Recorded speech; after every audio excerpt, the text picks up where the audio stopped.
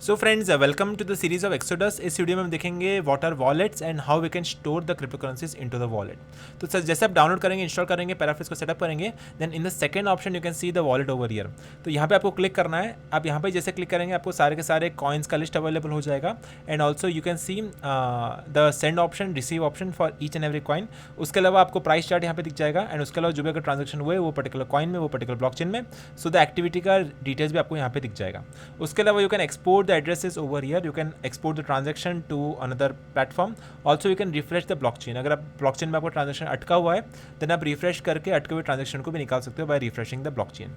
अगर आपको private keys को व्यू करना है पर्टिकुलर ये ब्लॉकचेन पे for this particular coin, then also you can view the private keys over here. अगर आपको ध्यान रखना है किसी के हाथ में प्राइवेट कीज आनी नहीं पाए, अगर किसी के हाथ में आपके प्राइवेट की आ जाएगी देन आपका फंड्स का लॉस भी हो सकता है। So these private key should remain private at any cost. उसके अलावा अगर आपको मूव फंड्स करना है from this wallet to another wallet, then this option is also available over here. ठीक है, so let us take one coin for example nano coin.